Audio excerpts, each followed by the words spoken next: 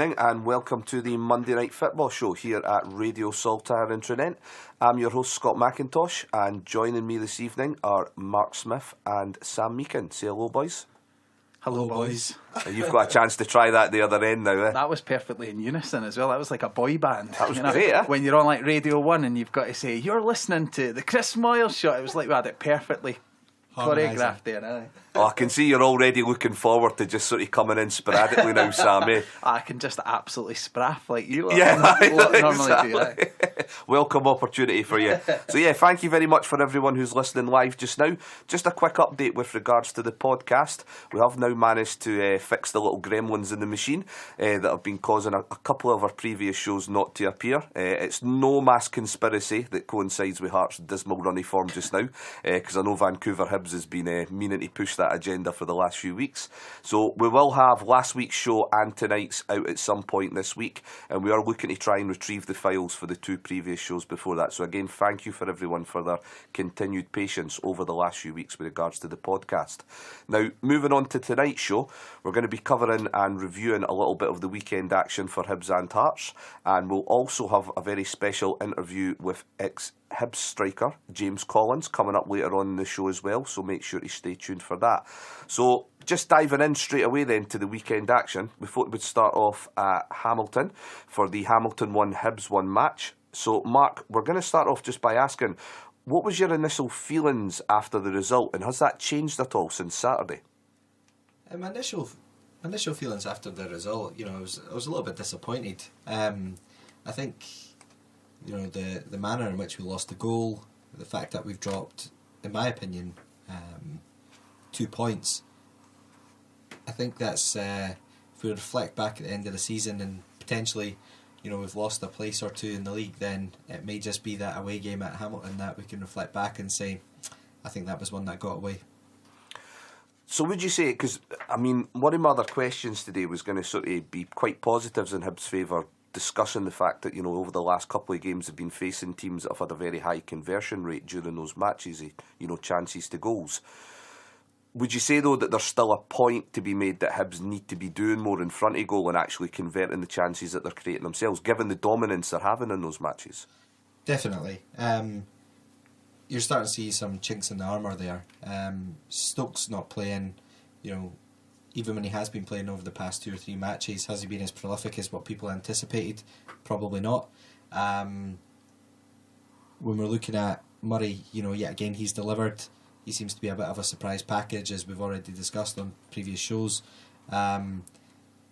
Chances are falling to Boyle and Barker, and yet again the midfield three, especially like again, we were hoping and promising at this point in the season probably that he scored more goals, and he's not yet delivered. So when we look at the number of shots that we're averaging per game, both on target and off target, we're definitely not converting as many chances as we certainly should be.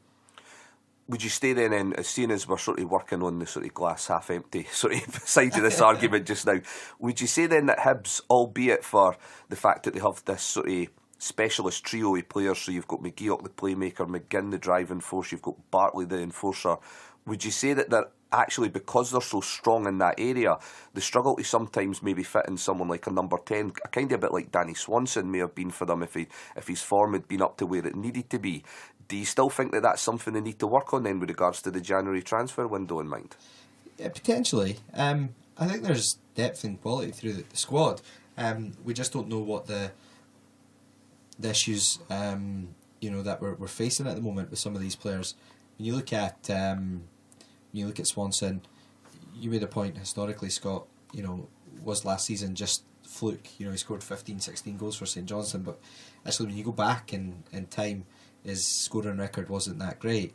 I think Lennon was counting on, some of the players developing and enhancing their ability in front of goal, like some McGinn, Boyle, etc., and all getting named into double figures this season, which would have made Hibs a lot more competitive.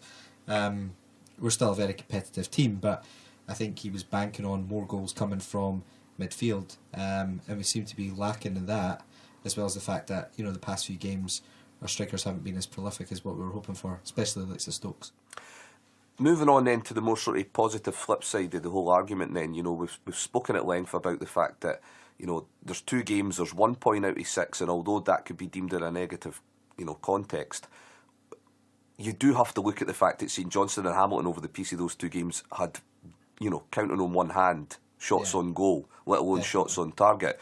Would you say that there's actually more to be sort of very cheerful about with regards to following Hibs just now, given that over the course of a season, that should level itself out, and you should probably find that Hibs will start recording maybe a few wins on the bounce and start to get a bit more consistency and make sure that they maybe try and, keep riding on the coattails of Aberdeen, sort of chasing second spot? Yeah, I mean, I'm still very positive about Hibs. They've had a little bit of a dip over the past 5 or 6 games. The loss to St Johnstone, I think we were undefeated in the previous 6 games. So, even good teams have blips.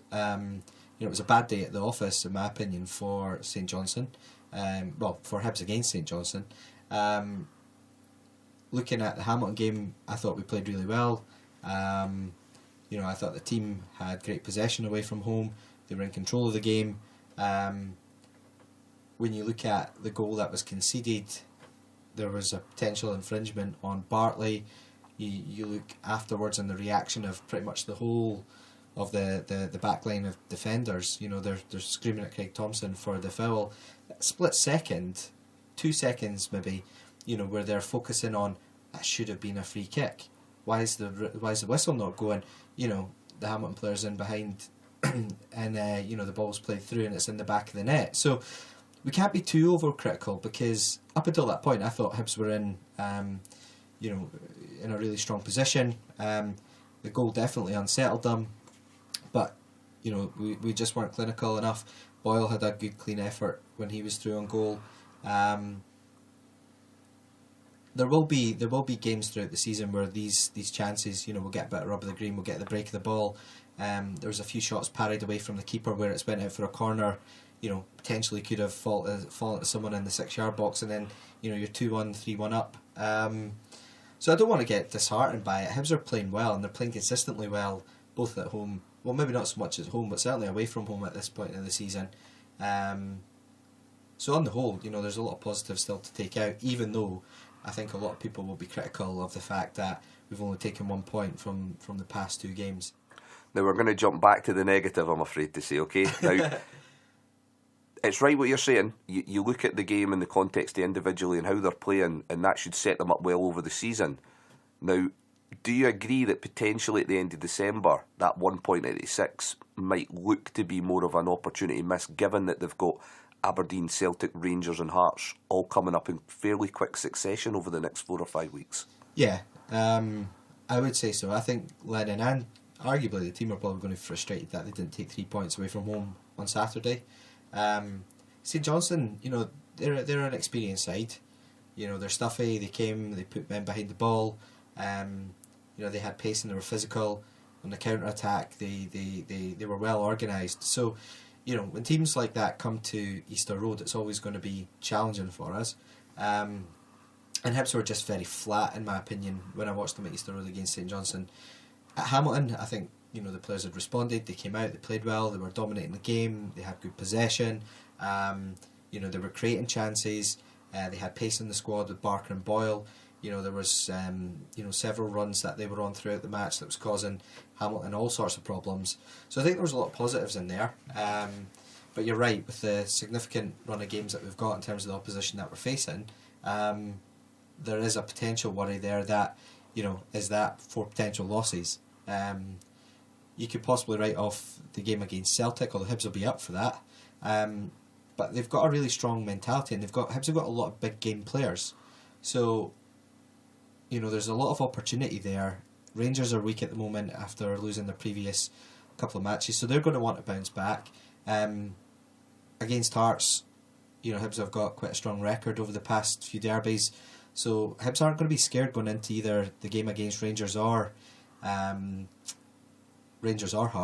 When you look at the current form of Aberdeen, it's a bit up and down as well, and we were unlucky against the semi-final against them, and we narrowly missed out against Aberdeen, getting beat at home earlier on in the season, and we comfortably went to Parkhead and matched Celtic, and came away with a point there. So I don't think there will be fear from the Hibs squad, for the forthcoming matches. I think it's just about keeping everybody fit at this time of year, because there's I think there's 6-7 games in December. Yeah. So it's the little niggles and knocks that players take. It's getting a bit colder out there. Just making sure that everybody's properly warmed up and fit for games. Now, you used that term physical a couple of times there, and I think that probably perfectly segues into what I wanted to mention next. Now, a lot's been said about Hamilton's approach to the game, and I have to be perfectly honest and say that Neil Lennon is not the first or will be the last to highlight that sort of part of their main style of play. Now, what was your opinions of his comments? Would you say that the players do need to be protected more? I think he was talking more about the flair players and the guys that are maybe getting kicked about in the middle of the park. Or do you think that that's just a part of the game that the team just need to accept is going to be part and parcel playing against teams who do see Hibs now as a bit of a scalp? Yeah, I think you're absolutely right. I think teams do see Hibs as a scalp. There's no doubt that Lennon's built a good quality squad. And we are performing as a top 6 team.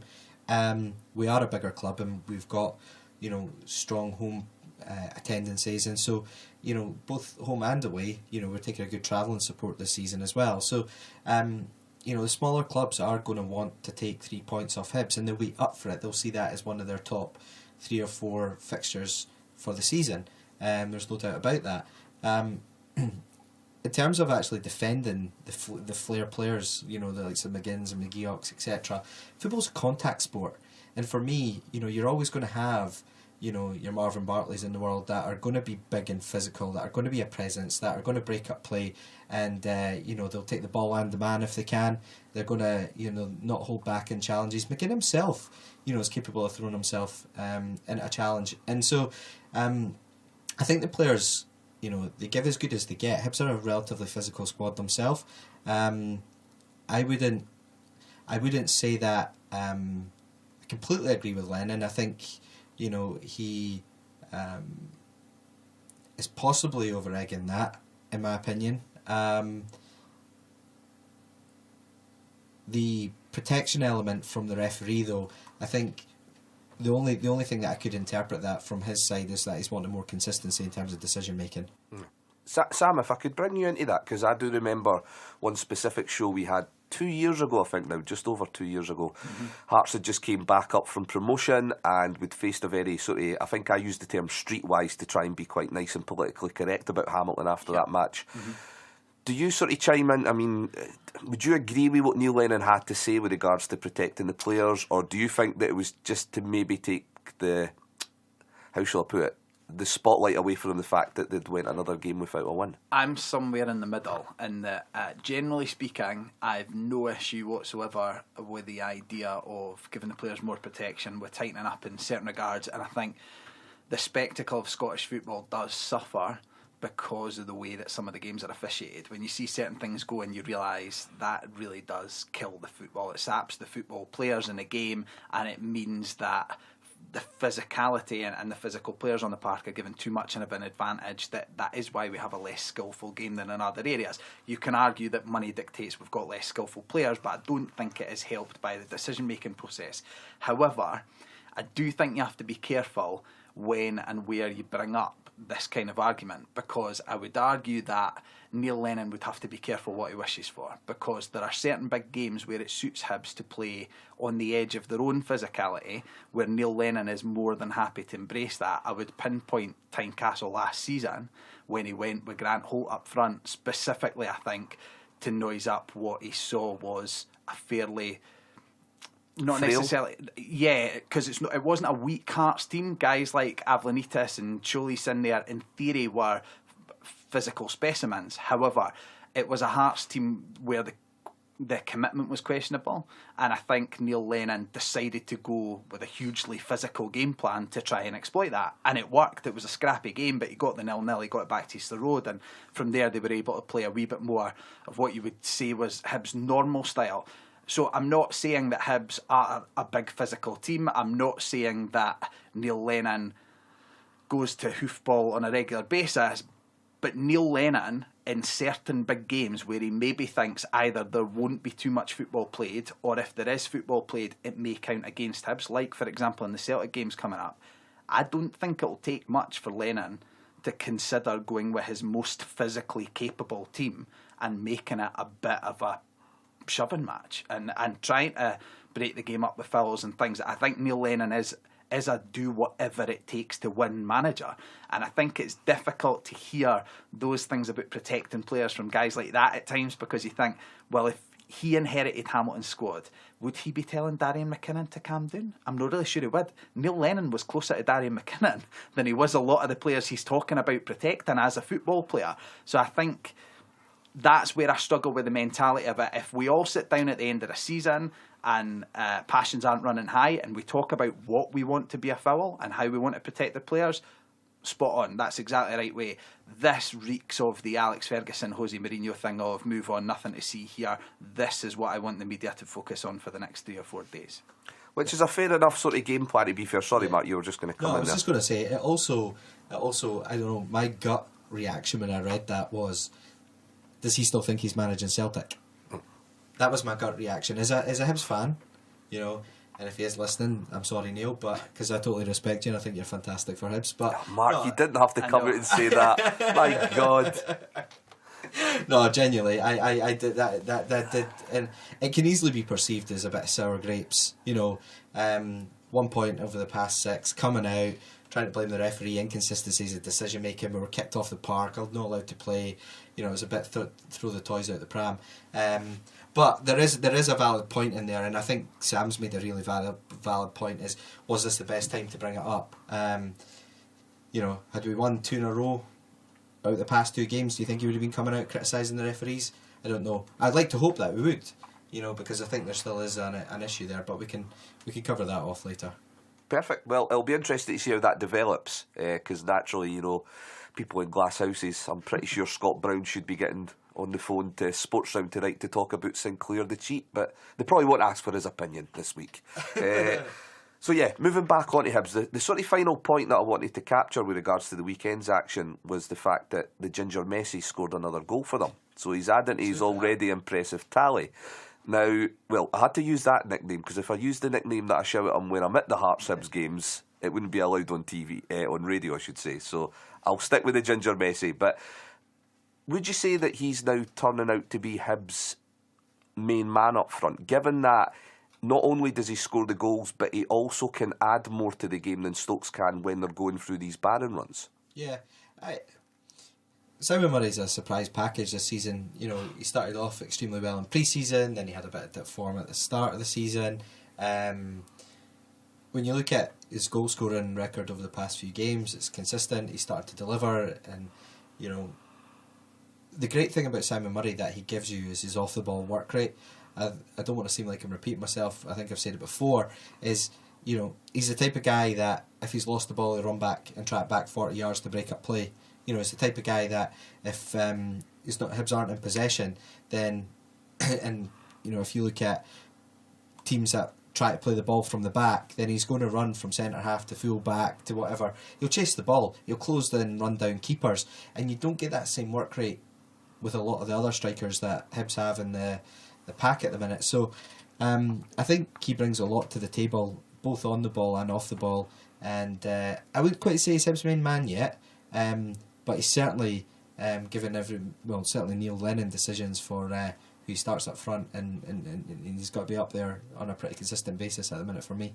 Perfect. Well, I think we'll leave that with regards to the Hibs action from the weekend, and I think it's now time to move on to the Hearts stuff, but we will have an ad break first, so stay tuned and you'll get to hear Sam dissect Hearts 0, Ross County 0 from Saturday. Stay tuned, and thanks again for listening. And welcome back to the Monday Night Football Show here on Radio Saltire. So Sam, are you ready now to talk about another barnstorming performance from our local heroes? That sounds harsh based on the actual performance that we're going to talk about, but yes I am. Well, I thought I'd try and side with the majority that'll probably be listening tonight, okay? But we'll try and give as much of a chance to the team as we possibly can.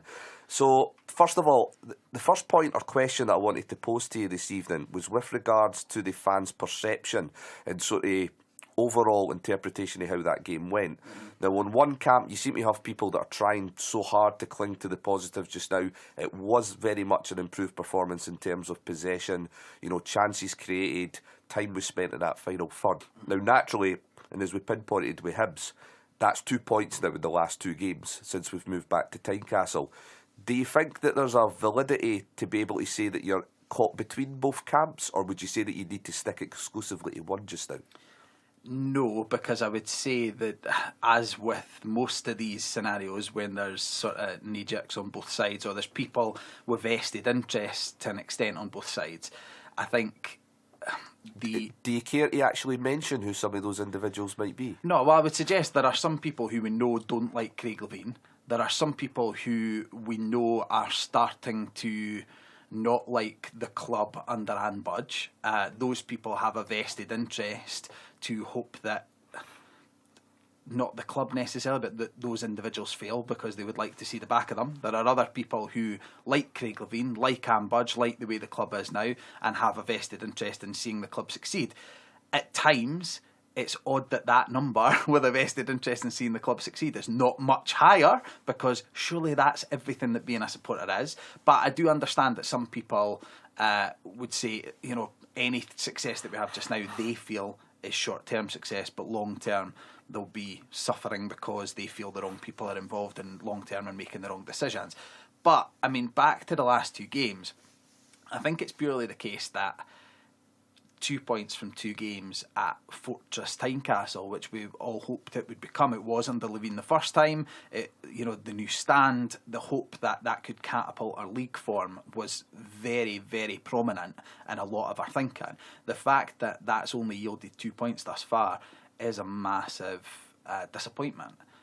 You can't get around that. It's poor, and it does hurt to have only gained 2 points from a possible 6 at the new Tynecastle. However, with that in mind, you also do have to contextualise it. Now, this is where it gets really difficult, because I do feel like for years, we as Hearts supporters used that contextualising of performances as a stick to beat Hibs with, especially through the Tony Mowbray era, things like that. Yeah, the idea of, it doesn't matter that you lost because you played really well. So I think that's why Hearts, from a philosophical standpoint, are having such a difficult time with that, because the people who are seen as happy clappers, that's essentially what they're doing. They're saying, yes, we failed to beat Ross County at home, but look at the improvements. If you extrapolate that over the next 7-8 weeks, then we'll see a much better team. I think that's really difficult to disagree with. I think that is the case. We did see things on Saturday that do bode far better for the future than, in theory, we saw the week before, but certainly than we were seeing maybe 4 or 5 weeks ago now. But there is equally the thing of, well, why are we in the position of having to try and take positives from a 0-0 draw against Ross County at home? That's a much bigger question about how we find ourselves in this situation and why we're where we are. Like I say, I sit somewhere between the two. I'm massively disappointed with the result on Saturday. Massively disappointed to not win the game. But the reason I was massively disappointed not to win the game was because actually the performance merited a win. So that has to, it doesn't necessarily soften the blow, because for me, I'm in the Neil Lennon camp I spoke about earlier, where the end result is everything. That's all that matters, really. But if you're looking at building Craig Levein's Hearts team as a journey to eventually getting those results, I do think this was a step on that path. So sticking with the positives then, because I think it's vital that we try and do that as much as we can when it comes to Hearts just Someone now. has to. Yeah, exactly. I found that one of the major positives was the movement with and without the ball in the central midfield area. Now, we started that game with Cochrane, Walker and Doom almost playing interchangeable positions. There wasn't really a defensive midfielder, a deep lying playmaker or anything like that happening, or even a number 10 like you would normally associate Jamie with being. Would you say that has been born out of the lack of options in midfield, or can you see that being something that we're trying to actually implement sort of long term? I think the midfield was a reaction to the bigger decision, I think, made up front. I think there was, you're right, we did benefit from enhanced movement in other positions, but I think the biggest decision made on Saturday was to essentially do away with a lot of the movement in the forward position. I think the decision there was we need someone, and in this scenario it was Cole Stockton. I think he was, rather than being picked on merit or because he's the best available centre forward, I think it was because he was the best fit for what we needed, which I think was a centre forward doing centre forward-y things. I think too often Hearts have felt like they've maybe had a wee bit of momentum in the game or had a wee bit of concerted pressure, and you feel like Isma's maybe getting in a position to hurt, or Milinkovic especially gets in the channel and he looks up and there's no one in there. There's no one in the position where you would want a John Robertson or a Jason Cummings or someone of that ilk to be, or even, with Stockton more of a target man, a Mark de Vries, for example. There's no one in that position, and that's not Kyle Lafferty's fault, and it's no Isma Gonçalves' fault. That's just not really who they are. They are guys who have played as much time on the wing as they have through the middle, and there's a reason for that, because they are quite free-spirited, I think, and that's, like we said about Isma Gonçalves last week on the show a wee bit, that's where you get the best out of him, is when he can drift and when he can imagine he's Thierry Henry and drift in from the left wing. And don't get me wrong, a lot of that leads to nothing, a lot of it leads to huge frustration, but now and again it leads to what it led to the last couple of weeks, which is he cuts in, he makes a yard for himself and he curls it in the far corner. I think Cole Stockton was vital to actually restricting the freedom of the team in one position, to then say, right, now we've actually got a bit of a spine, you guys can actually do a wee bit more in terms of fluidity and movement. So I thought that was the biggest decision. The midfield three, I thought in certain respects it worked, in that I thought June was allowed a much greater influence on the game than he has had. I mean, he was decent the week before as well. I think most people's memories of June now are of that sort of poor 3 or 4 months under Cathro, where it just felt like he was handcuffed. It just felt like he was a shadow of the player he had been before under Robbie, where he would arrive late and score goals and influence things at all times. So I thought it did a massive service in bringing an extra 10-15% out of Arnaud Djoum. The rest, I'm not really sure in terms of that three. Harry Cochrane, I wonder at times if he'd actually benefit from being in a little bit more of a set position. I find at times, and I suppose the same could be said of Jamie Brandon, and it is more than likely just an age thing, but I find at times Harry fails in the ability to determine where he is in terms of his position on the park when he receives the ball and how that should impact his decision making. While it's great to think of the tiki-taka Barcelona model of wherever you pick up the ball, you take your touch, you get your head up and you find a pass, in Scottish football sometimes you need to be much quicker in possession than others, and I find at times we actually struggle with that spatial awareness of when do I just need to find the pass and when have I got 3 touches before I look for it. So I sometimes feel like actually, while Cochrane's going to struggle to adjust anyway, the sort of freedom of movement that we had on Saturday sometimes doesn't benefit him. He would, for now, as he's being eased into the team, he would benefit from just being told, stand there and do this when the ball comes to you. And once you've got that, then we'll broaden out your game and we'll get you to do other things. Jamie Walker is an ongoing struggle for me. I find it really hard with Jamie Walker because it's the opposite of everything else. Sometimes, especially being on this show, has led me to play devil's advocate a lot of the time. So I have no issues with being the contrarian a lot of the time. Because of that and because of the negative feeling around the club, that's led to me actually trying to look for positives a lot of the time. Jamie Walker, it seems people always react positively to. So I sort of then have the opposite reaction of, I think, well, if we're criticising him for this and we're criticising him for that, how is Jamie out of the firing line? Because I do think there are times where you really look for him to impose himself on the game and he flatters to deceive, to be completely honest. So I think, while I like that 3, I think there are personnel that could improve that. It's just one of those times where for the first 4 months of the season we've either had a real paucity of options in the centre midfield, or when now we've got everyone back fit, it seems like there's a few guys struggling for form. Don Cowie mentioned last week, just didn't think has got it the now. Ross Callaghan had massively suffered a downturn in form. I think that's a big challenge for Craig Levein, is if he sticks with the 3 in midfield, who are they? Because I'm not quite sure just now. We'll talk about it maybe a wee bit later in the preview, but I'm not sure just now that I would put my mortgage on 8 out of 10 performances out of any of those midfield three just now.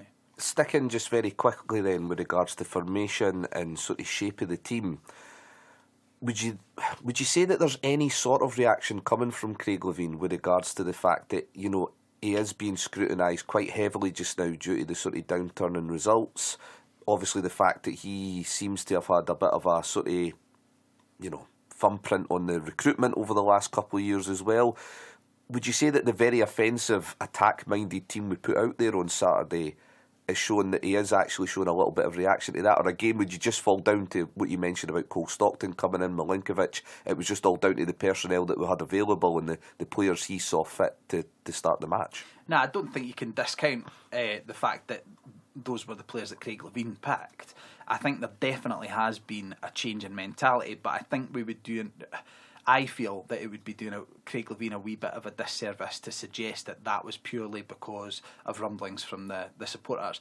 I think the plan, to me, he made it abundantly clear that the plan was to try and do as much as we could away from home, try and stay on the coattails of the top six, and then start to go out and try and win games and try and dominate games when we got back to Tynecastle. I think that's why Craig struggled on Saturday with he struggled how to gauge his post-match engagements, because he wanted, like a lot of us, I think, to express his severe disappointment at failing to score at home against Ross County and failing to win the game.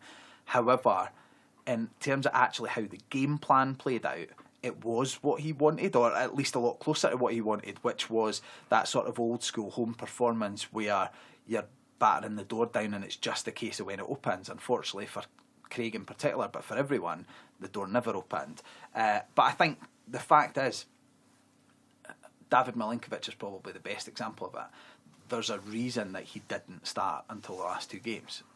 And we were all crying out for it. I mean, if Craig Levein was listening to the fans in a way that some of the support probably wish he was, and a lot of the support are desperate for him never to, if he was listening to them, I think Milinkovic would have been in the team about 3 or 4 games prior. The fact is, I think he's always had it in his mind that we would start to open up and play a little bit more of the game that he wants us to play long term when we got back home. I also think it's probably been not enough concentration has been given to the fact that Levein is very much a build for the back guy. And while he took over a team where the players were already in place and he's not really tweaked the back four too much, other than deal with the massive injuries that he's had to deal with, I do think there is now a feeling that being back at Tynecastle, especially in the tight confines of that pitch, he's now got a defence that he's managed to shape over the last 2 or 3 months that he can now rely on to keep the score down. I mean, he was hugely disappointed with a goal conceded last week because it was a case of one shot on target, one goal. This week, although they had a couple of sort of meaningful chances, the disallowed goal and hitting the post very, very early on, it was a clean sheet at home. I think you can't underestimate that element of it, that Craig Levein has a confidence in his defence that I think he would have been mad to have 6 weeks ago or 8 weeks ago, because we saw a few times where the defence utterly capitulated. We saw Dundee away where they just threw 2 corners into the net, essentially. I think now there is a bit of a feeling that we can afford to open up more because we're not going to leak goals in the way that we did before. So I think it's all been relatively well. It's happening organically rather than being a sort of, a decision based on spreadsheets and try to get fans on side. I don't know if it's even organically, because I think it's orchestrated. I think it's Craig Levein had a plan, and the plan was to do whatever we could away from home and play in a certain stodgy fashion. And then when we got home to Tynecastle, the stodginess of that defence and those dogged defensive performances away from home would hopefully hang around, but the freedom given to the attackers would lead to a few extra goals scored. Unfortunately, the latter part of that, while it's led to, especially on Saturday, led to a lot more chance creation, it never led to the goals. I think there's still, it's too simplistic to focus purely on the fact of it being unlucky because Hearts didn't score, because when you look at the majority of the really clear-cut chances Hearts created, It was born out of poor skill rather than poor luck. Aye, it was mistakes from Ross County. It was their goalie flapping at everything. At times it felt like he thought it was a rugby ball being punted at him, like he had to guess the bounce. It's just going to bounce where you think it's going to bounce. It's round. Yeah, I thought so in that respect. I do think you can over-egg the positives of it as well, in that I still felt like there were opportunities for Hearts to carve clear-cut chances and they really struggled to do so. But in the majority of circumstances, if you have that many chances in a game, even with the players that Hearts do, who are not necessarily guaranteed goal scorers on a regular basis, you'll win more games than you'll lose with that amount of chances. I thought in terms of analysing the game from Saturday, a lot of it was down to the shape we were picking in the formation rather than individual performances. But there was two players that I wanted to try and pick out and discuss with you this evening. And it was two players that you've already sort of mentioned already at sort of length. Milinkovic and Stockton. Now, they've started just getting a little bit more game time. As you say, that's maybe been something that we've always been planning from the beginning, or it could just be a case of bedding them in whilst they're developing in a new league. What's your impression of them so far? I mean, just for me personally, they strike me as two players that, although they don't bring along with them the glamorous CV that some of the players we signed in January do, they seem almost more well suited to a Hearts team, especially under Craig Levein. There's not a lot of overall skill involved, but there's a drive, there's a determination, and there seems to be a bit of enthusiasm and willingness to play for the team that could actually help us as a side, maybe rather more than the individual skill can. Again, I think it's positives and negatives, and it's perspective. The thing that struck me when you were speaking to Mark earlier about the Hibs results is this, the idea that actually Hibs shouldn't be too dejected about the last couple of games because they've been a bit at sort of freak results, because the opposition have barely had a shot at goal and yet have managed to sneak away with the result, and eventually Hibs will get rolling, convert the chances, win games. You could actually, if the narrative around Hearts was different, argue exactly the same thing for the last two Hearts results, because especially Saturday, that is an absolute freak that Hearts don't score in that game. And yeah, you can argue they may still have been sucker punched had the offside goal gone in and all those kind of things, but the narratives are so different that people didn't even actually confront the fact that they're incredibly similar scenarios. I think it's the same with Stockton and Milinkovic, and it all depends on your perspective.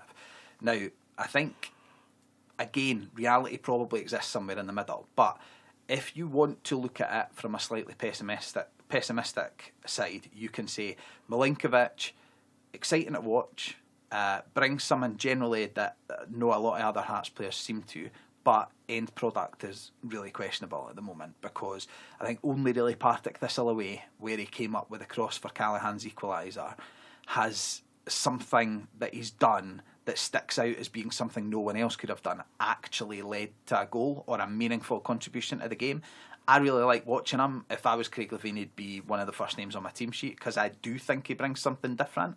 But I think massively the focus on the training ground needs to be on his end product and on how we harness what he brings to the team to actually lead to goals and eventually lead to wins, because I do think there's a bit of a question mark with that now. It looks nice when he gets on the ball in the midfield. I'm more comfortable with him running at players than anyone else. I still didn't feel that confident it's going to lead to a goal 2 touches later, and that's really when wingers really excite you. It's when you feel like anything can happen. Just now I feel like there might be any trick out the FIFA playbook coming next, but after that it'll just be cleared by a defender.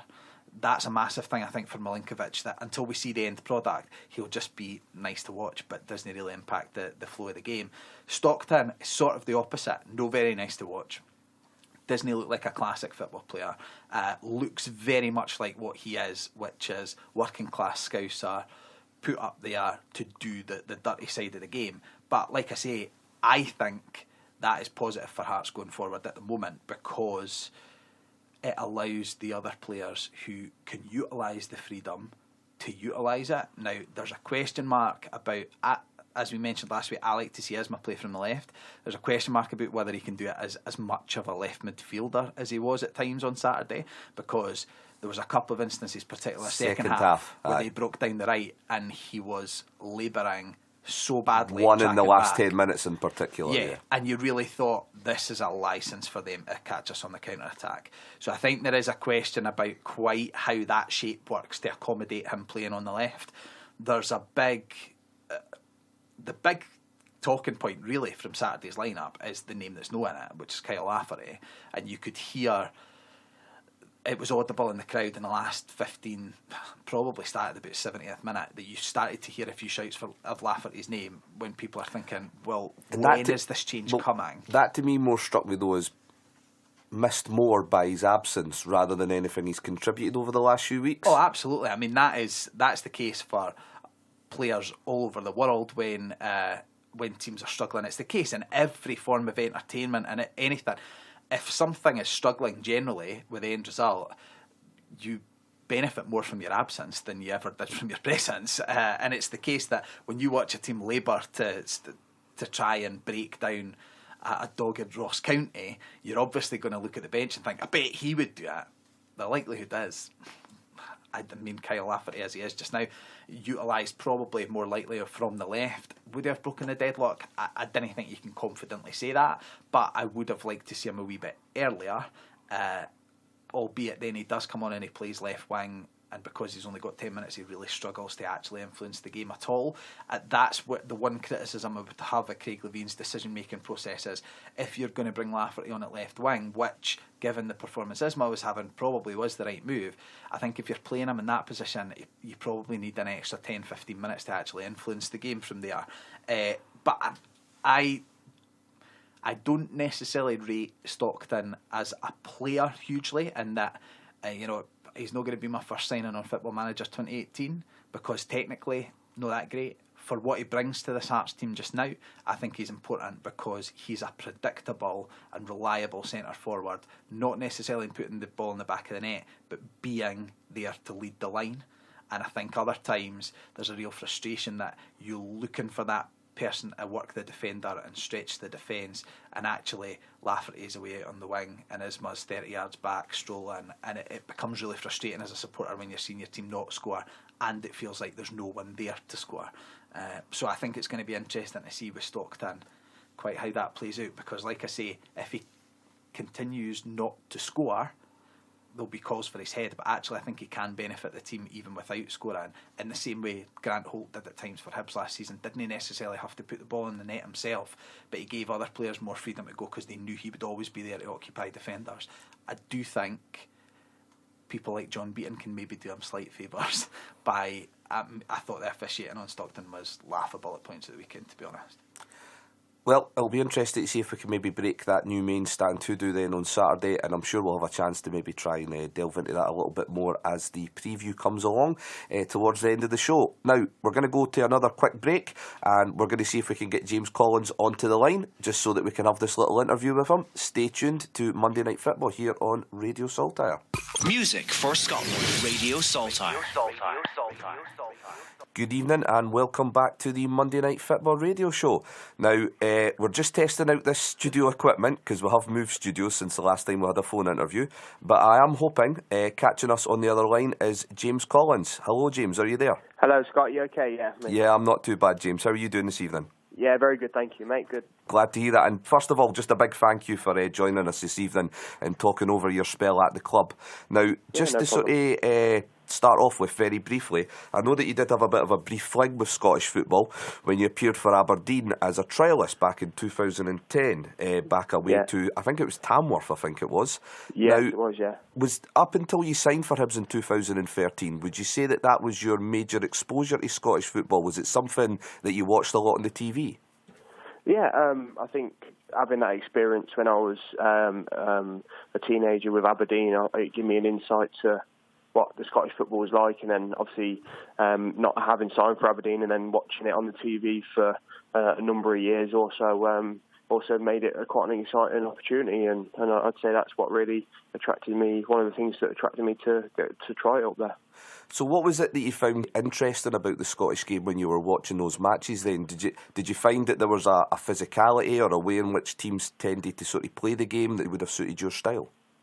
Yeah, well, there's a lot of teams that like to get down and play football, and obviously there's some great games up there, some good rivalries. You get some great atmospheres, which I really experienced some great atmospheres when I was my time at Hibs. So I think, and it was a new challenge for me. It was like a new league as well, which I thought I'd go and have a crack at. So then, how was the initial dialogue started then between yourself and Hibs? Was it something that your agent came to you about? Was it Pat Fenlon that showed the initial interest? How did that move all come about? Yeah, it was quite a surprise to me, really. I had a couple of bids from other clubs during the summer, and then my agent rang me and said, "Would you fancy going to Scotland?" And at first it come as a shock, and then it sort of escalated, and then I went up to meet Pat and have a look at the training ground and the ground, and spoke to the chairman, and we come to an agreement that I'd end up signing. So I stayed up there for 3 days, and it got thrashed out within that 3 days. So as a player then, would you say that it's normal, maybe even before you move up, you see the training ground, you see the facilities and speak to the manager? Did you do any sort of research into the club prior to travelling up north? Yeah, I googled Hibs, and I read about the history, and I read about the great fan base, and how they'd done the previous year, and they were in Europe at the time as well. When I went up there, they were just about to face Malmo. Obviously, the result didn't go great. I think they got beat 7-2, I think, but that was also a big factor for me that they were in Europe, and I just thought I was young and hungry, and I thought, why not just give it a go. And what in particular did Pat Fenlon say to you as a player to make you feel wanted as a club? What plans did he have for you in terms of? I mean, it was a 3-year contract that you signed initially, wasn't it? Yeah. Pat was brilliant with me when I came up. He said I was his number one target. He'd watched me for many years, and Dave Henderson as well, the scout that was working with him, and I'd played with his brother and nephew at Aston Villa as well. So they knew all about me through then, and just his vision for the club and the way he wanted to play, and obviously he brought in a lot of signings in that summer as well. So to be honest, I didn't know what I was too much about what I was going to get myself in for, but it was an exciting time for me, and I wanted to give it a go. And to this day, even though it didn't go that well, I still don't regret it, because I think I took the challenge, I met the challenge head on, and sometimes it works out, sometimes it don't. In terms of your opening initial sort of few weeks at the club then, during that sort of pre-season spell, which players and staff at the club were instrumental in making sure that you and your family in particular were able to settle? Yeah, there was a couple of guys that work with the club that help you settle down and find your places, the secretary, etc. All the lads were great with me. There was a couple of English lads up there as well, which also made it a lot easier for me and my missus to settle down, and there was loads. Like there was the kit people, Tam and Joyce. They were great with me, and it was just a nice family club. And it's just a shame what happened to us that year, and I'm just obviously gutted the way it ended. I know, I wish I could promise you that we're not going to tie into some of that, but I'm afraid we will have to cover some bits and pieces. But we will make sure there's plenty of positives thrown in there as well for you, James. Yeah. Now, after your first opening 5 matches, okay, you did hit a bit of a sticky spell to begin with, but then you seem to come on to a game with 2 goals in quick succession against St Johnstone and St Mirren. Now, at this stage, did you feel like you'd properly settled in? You were beginning to get to know your teammates a little bit more better? Yeah, definitely. I think going up to Scotland, not knowing what you're getting yourself in for, and meeting your teammates for the first time, because I think by the time I'd signed it, I only had a week left until the season starts, and then I was thrown straight in, and we got beat by Motherwell at home, I think, on the first game of the season. And then it took me a while to settle, and to be honest, it wasn't just me. It took us a while to get a few results on the board, and then but once we'd done that, once we got that, I got that goal against St Johnstone, and we won the game, which is a tough place to go, St Johnstone, and then we beat St Mirren then at home the following week, and I managed to score then. So I did think, I remember Pat Fenlon saying to me, "This is your time to go on a run now, like with scoring goals," and I totally believe that would be the case.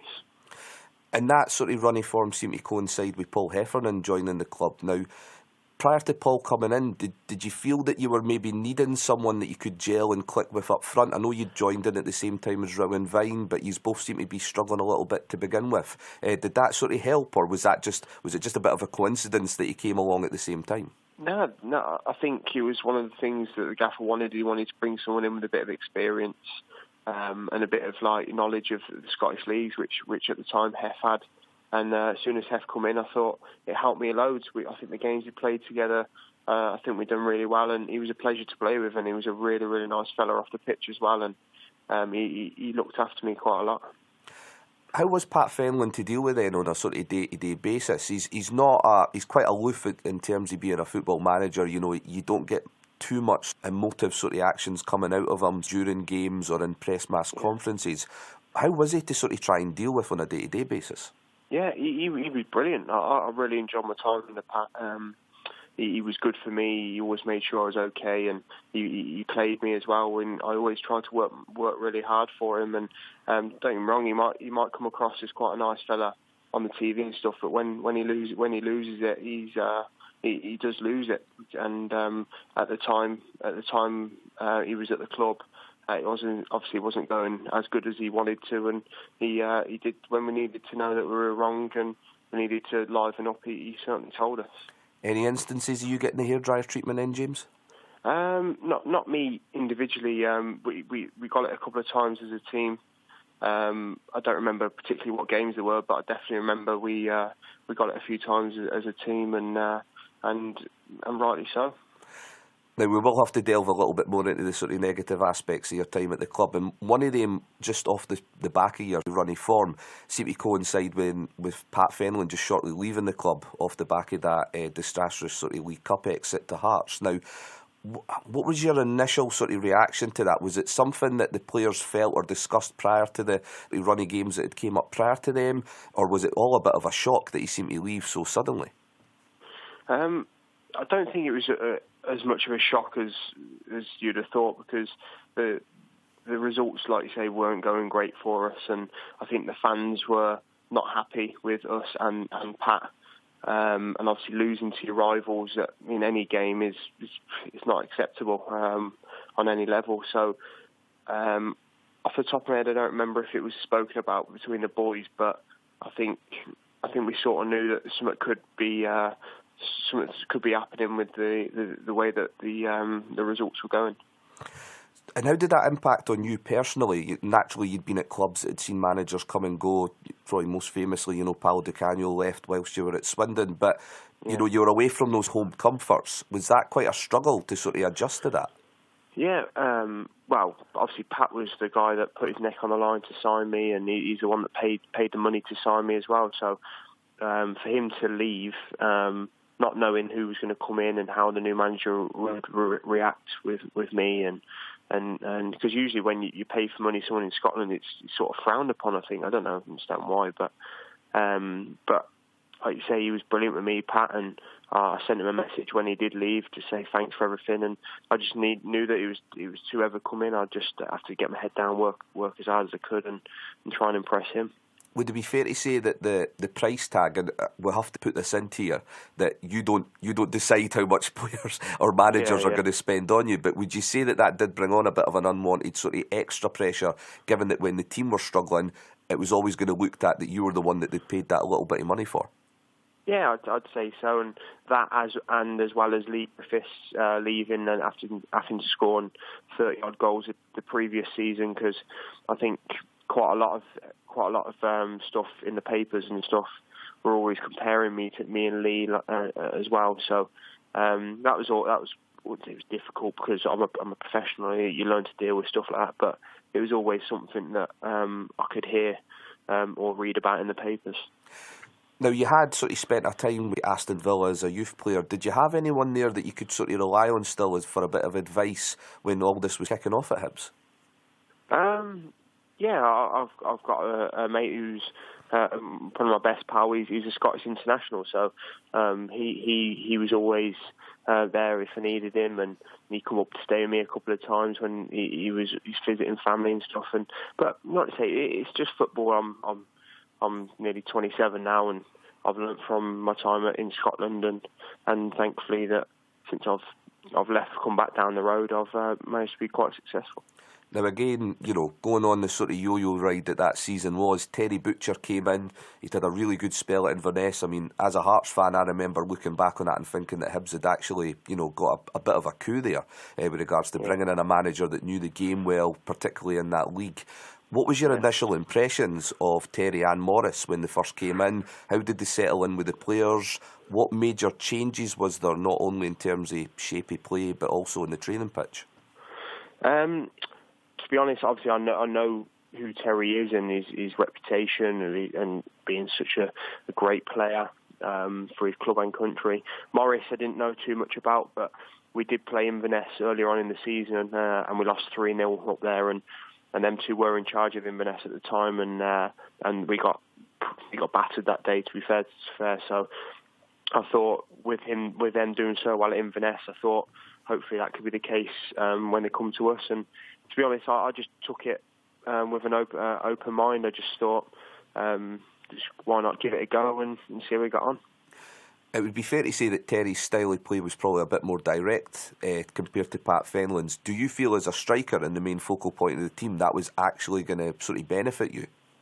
Yeah, it's like you say, I like the ball coming forward early, and I like to compete and I like to score goals. And when Terry come in and he said that's the style of play he wants to do, he wants the ball down the channels and he wants us backing up play with seconds and putting the ball in the box. I thought, yeah, this is right on my street. And when he first come in, I think over the Christmas period, I think we're doing really well. We went a few games unbeaten, and I was playing, maybe not scoring as much as I should, but I was playing, working hard for the team, and then I thought this could be good here. And then obviously things started to not go so well, and things changed. Well, there did seem to be an instant bounce to begin with, and that seemed to all culminate in a famous sort of 2-1 New Year derby victory over Hearts, in which you got the first goal that evening. What was your particular memories of the game itself and the atmosphere? That's a game that will live in my memory for forever. That was some night. I had my family up watching the game and walking out on that pitch. I think it was a sellout, 20,000 odd, and then to score the first goal, the place just erupted, and it was one of my favourite goals I've scored in my career for sure. Now, in terms of the goal itself, where would you say that goal stands in? Because I know you've scored, you've scored at the Emirates, you've scored hat-tricks against Stoke City in the Cup. Where does that kind of stand in amongst the other goals that you have scored? I think for importance, because a lot of people don't realise how important the Edinburgh Derby is.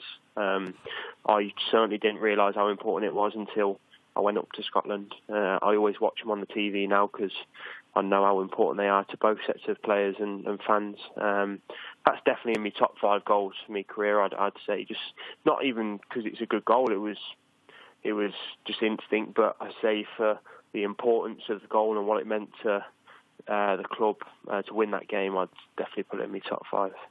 Perfect. Now, during that initial good run under Terry Butcher, you'd scored four goals in a relatively sort of short space of time. Things seem to be on an upturn with regards to the club itself under Terry. Now, during January, things seemed to sort of unravel a little bit, and there was quite a lot of rumours about certain players being told that they were surplus to requirements. Terry was then trying to bring in his own personnel. What was all happening? Obviously there's a lot of rumours and innuendo with any football club, but how was that affecting the players, especially the ones that had been told that they weren't really required any longer for the club, and then for Terry to come back in and need those players further on into the season? Yeah, well, I think that's where Terry went wrong. I think he come in, obviously he had to work with us until January, until the window opened, and then as soon as the window opened, he wanted to get his own personnel in and his own players that he thought he could work with, which is fair enough. Got no qualms about that at all. But he did get rid of a lot of big characters in the dressing room. He told Kevin Thompson he didn't want him to play James McPake, which was the club captain at the time. Rowan Varney, he said he could leave, and these are all big characters in the dressing room that have all played a lot of football league games and games in Scotland. You're talking about a guy that's won the Scottish Premier League numerous of times, and I think that didn't go down too well with a lot of the dressing room, I think, and And then obviously the results weren't going. On top of that, the results weren't going in our favour, and it was just a recipe for disaster, I think. Given the three players' names that you mentioned there, would it be fair to say that it was down more to personality then, rather than ability on the park and what they could actually bring to the team? Yeah, definitely, because them three would be on the team sheet, I'd imagine. Tomo was the best footballer at the club by a mile. James was the club captain, and he was a real leader and a real big character off the pitch. Bearing in mind he had a few injuries, but he was still fit to play, I think, the back end of the season. Varney obviously didn't have a great season that year, but he done really well with St Johnstone the year before, and he was a big character around the dressing room and a good footballer. So I think once Terry he had something in his mind that you weren't playing for him, I think there was no going back. In terms of how you handled that spell then under Terry Butcher, what were you able to do away from the game to switch off from the pressures of what was happening? Was it a case of just spending as much time you could with your family, or did that really kind of build on you until it got to a sort of breaking point? Yeah, well, it was only me and my girlfriend up there at the time. We moved away from home together. Obviously, she wasn't working. And things weren't going great for us on the pitch, so it wasn't a great time. But you couldn't really go out and about too much because you were always getting stick off people, and which is fair enough. But like you say, the football means so much to people up in Scotland, and if they've got something to say, they'll definitely make you let you know about it. So I wouldn't say nothing changed. I tried as hard as I could. I gave everything I could, but like you say, it just wasn't to be. And in terms of your personal relationship with Terry, James, did you find that you ever had any sort of one-to-ones where he made it clear what his plans were for you going past that season? What sort of interactions did you have with him? So when he first come in, we had played a couple of games, and like you say, we had that good spell at the start. And I was playing and we were winning, and he called me into the dressing room just one-on-one, and he said, "Just keep doing what you're doing. I like what you're doing. I like the way you work," and etc. etc. And I thought, yeah, it's no problem. Carried it on until January, and then he didn't just bomb me straight away. I carried on playing for a little bit, and then he brought his own players in, he brought his own ideas, and I sort of fell to the bench then just coming on the odd time, and towards the end of the season I wasn't even coming on. So I sort of knew if he was going to stay manager, I wouldn't be for him. So then we had the meetings at the end of the season and individual meetings, and he sort of said if I'm still manager and you don't want to be playing in the Championship, etc., which sort of made me mind up to come back down the road. I know we're jumping the gun a little bit in terms of not covering other months within that season, but just because you've mentioned it with regards to that meeting at the end of the season, did you not find that a bit strange that he was given free rein to tell players who he didn't want, when it seemed fairly clear that once Leanne Dempster came in, there was a good chance that Terry Butcher himself would not be there?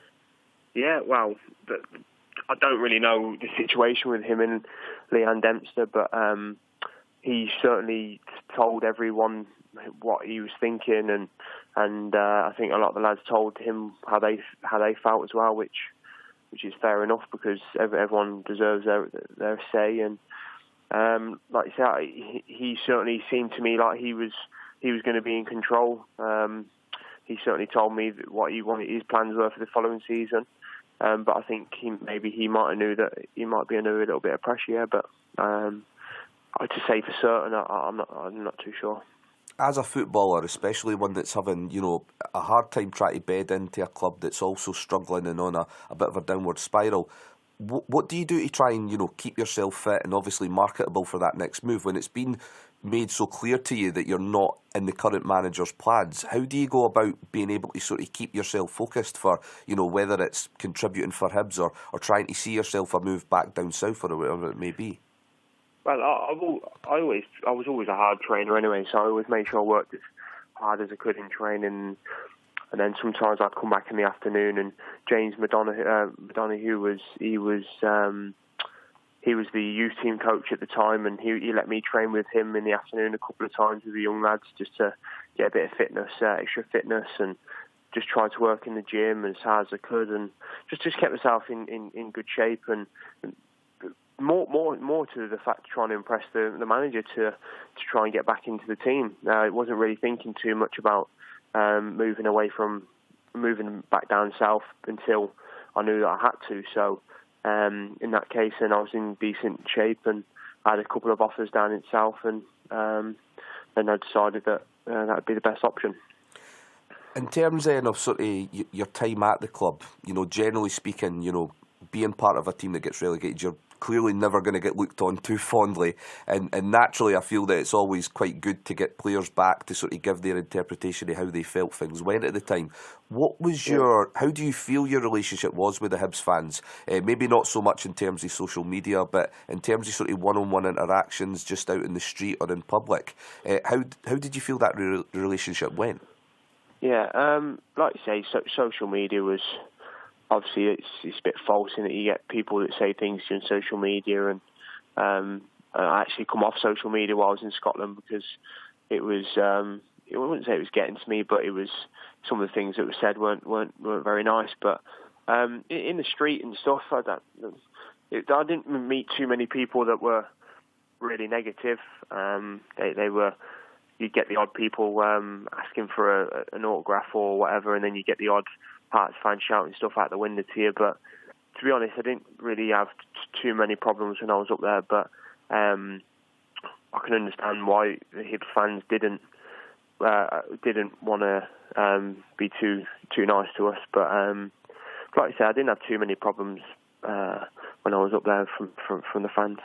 Now, shortly after you left the club and went back down to Shrewsbury, Alan Stubbs came in.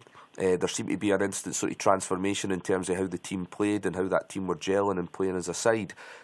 Did you watch much of them during that first season after moving back down south, James?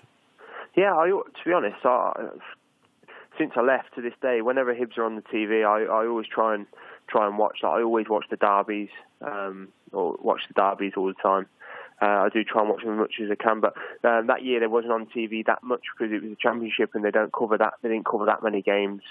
Obviously the Hibs and the Hearts, they covered that game, but any other game there wasn't too many on the TV. But I always look out for them. I had a couple of friends that were up there and etc. So I still look out for their results to this day. So there's no sour grapes on my end. It didn't go great out there for me. It didn't go great for the club. It was one of them things, but they're back where they belong now, and they're flying. So I'm delighted for them. That's good to hear. And in terms of your time at the club, I know you've already sort of highlighted Kevin Thompson as probably the best player there, but which other players sort of impressed you during your time at Hibs? I really liked Paul Hanlon. I thought he had a great attitude, strong, left-footed, and like you say, he's doing really well now. I think he captains the club now, and he got into the Scotland squad. I thought he was good. Louis Stevenson still going strong there, and had his testimonial on that now, and another great fella off the pitch. He was really good. There was quite a lot of young lads coming through when I was there. Alex Harris and Danny Hanlon and Sam Stanton. They were all getting a look in when I was there, and I've seen them carry on that for a couple of years. But then I think they've all seemed to leave now. Apart from that, I don't think there was. Kevin Thompson was obviously phenomenal player and a nice fella. Just trying to think who else. Tom Tehu, I got on really well with Tom off the pitch, and he maybe didn't get a fair crack at it when he was up there as well. But I know he's doing well for Falkirk now. So there was a lot of everyone's got their own qualities in their own way, but they're the ones that stood out for me, I think. Well, I think one of the things that sort of stood out in the last half an hour talking to you is you do tend to want to sort of stick to the positives, which I think is probably, stood you in good stead when you went back down south. You're banging in the goals again. In terms of Luton Town's aspirations for the season, what's your main aim and achievements that you're looking for? Yeah, this year's promotion, because the size of the club, like Luton, should not be in League Two. So promotion's the aim this year, and that's the only focus. That's the reason why I signed in the summer, because I loved the direction the club was going in, and at the minute we're right on task. We're top of the league, and we've just under halfway. We've just over halfway to go. Sorry, and I'm really enjoying my football. Well, I hope that does end well for you and the team with regards to this season. And again, James, I just want to thank you for all the time you've given us and our listeners today. All the very best for the future, James, okay? Thank you very much. Cheers, Scott. Cheers, buddy. Bye-bye. Cheers. Take care. Right, we're just going to throw again to one final little ad break, and then we'll come back to give a very short and sharp and concise preview of the weekend's action. Stay tuned to Monday Night Football on Radio Saltire. Music for Scotland. This is Radio Saltire.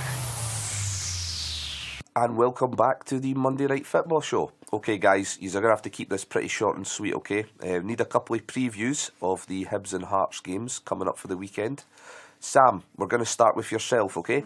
Hearts are playing at home to Hamilton this Saturday. Indeed they are. What major changes can you see being implemented on the squad, and how do you think that game's going to pan out, given what's already been highlighted about Hamilton from the weekend? It's really difficult, to be honest, with Hearts just now, because it does feel like there's a different surprise in store every week, and while I think some of those are Craig Levein throwing things at the wall and seeing what sticks, a lot of them are affected by injuries. We never even touched upon it earlier because, to be fair, to give credit where it's due, it had very little impact on the game. But Aaron Hughes got injured at the weekend, another in what unfortunately feels like a long string of injuries for Aaron Hughes. Can I just say though, you're right, we didn't actually add that into our review of the weekend's action, but I actually thought that helped Hearts a little bit in terms of, now if we'd been playing with our backs against the wall and giving away a lot of set plays, having Prince Boabin as your centre half maybe wouldn't have worked in our favour. Correct. But we were crying out for a ball playing centre half throughout games like that, and I actually do think that that's something we need to look at with John Souttar being injured just now. If you can trust Prince Boabin in a defensive sense, he's much closer to a like for like replacement to John Souttar than Aaron Hughes is. I mean, Aaron Hughes and John Souttar could not be any different, both in terms of the age spectrum and in terms of the way they play the game. Aaron Hughes is much closer to Christophe Berra, and when you're playing in scenarios that you want the ball and you want to dominate the game, as Hearts did on Saturday, you can argue maybe them just getting the ball to the ball players actually helps, but for me, I mean, John Souttar at times in the early parts of the season looked like the Hearts player who was most likely to unlock a defence, to be honest. So I think he is a massive miss at the moment, and I think there is an argument to say, although it seems a negative to have Prince Boabin as your starting centre half, I mean, that seems like panic stations. Actually, if Saturday is another game that Hearts managed to go out and dominate possession and monopolise the ball a wee bit, Prince Boabin could actually be a strength of the team, but we need to see what happens there. You never know with Aaron Hughes. I don't think he's the kind of player who they will rush. I think they know that doesn't benefit anyone to try and rush him back, so I think it is likely that we then try and rush John Souttar probably, but it's difficult to rush with it being a concussion. We know that teams nowadays will take every precaution that is required of them. There's no way they're taking any risks there, but generally speaking, 2 weeks for a concussion, normally you would start to see the player improve pretty rapidly from that time period. So I would expect to see John Souttar back in the centre of defence. That obviously then gives a little bit more settled look to Hearts. I think another name we never mentioned earlier at all, but who has been arguably the biggest positive, or at least the most sort of breakout star the last couple of weeks, has been Jamie Brandon. Again, I think he has the same issue with Cochrane at times, where he needs to know when he can take the man on and when it would probably be advisable just to play the easy ball. But that in itself is quite exciting, and he's so raw, and he does.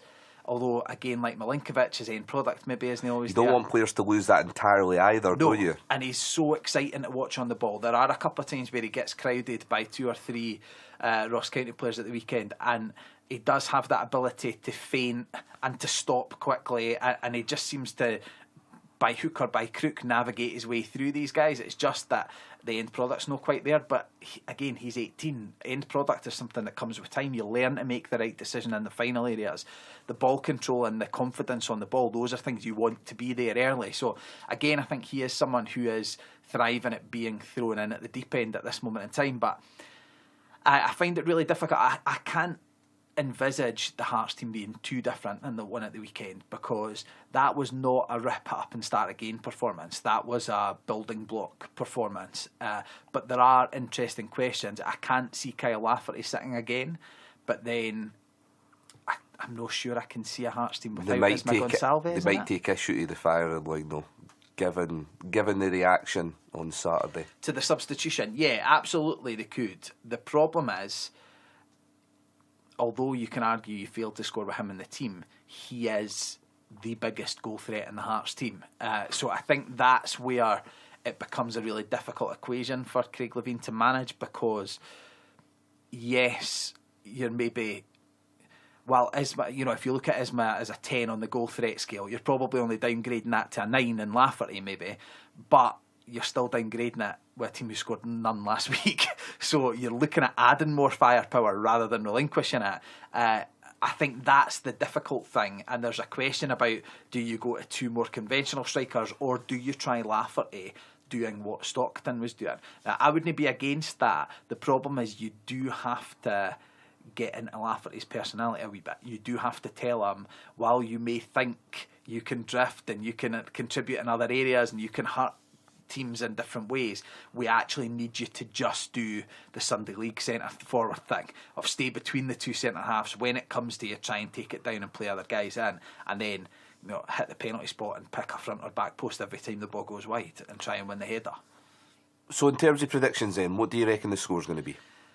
It's really difficult, not even just for Hearts, but Hamilton are a really difficult team to predict, and I think it's generally accepted that Hamilton are one of the poorest teams in the league, but they very much found a style of playing, and it's a style that at times deserts them. I thought, if you look back to New Douglas Park, the first time Hearts went there this season, Hearts really dominated them for the first 25 minutes, and Hamilton sort of found their way back into the game, but...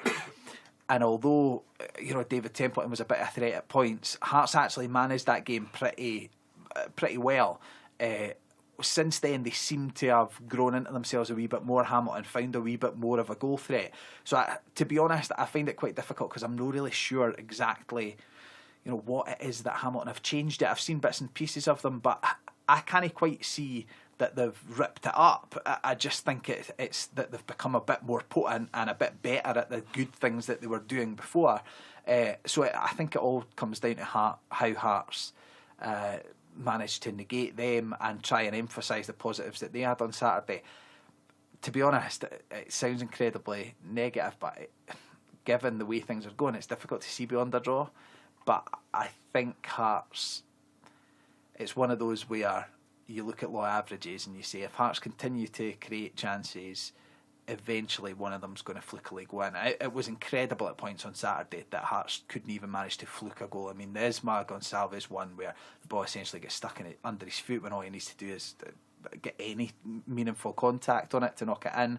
There was a few other scrambles, especially as the game wore on, where you think, the ball gets stuck under the goalie and he sits on it, and you just think actually it's more likely that the ball goes in than stays out in that scenario. So I think there's an element of one of those surely will go in Hearts' favour eventually. So I would predict Hearts by a goal, either 1-0 or 2-1. I don't think it'll be a high scoring affair. Well, I'm going to exercise my host's prerogative and not offer any insight on the weekend at all, just to avoid any potential feedback next Monday.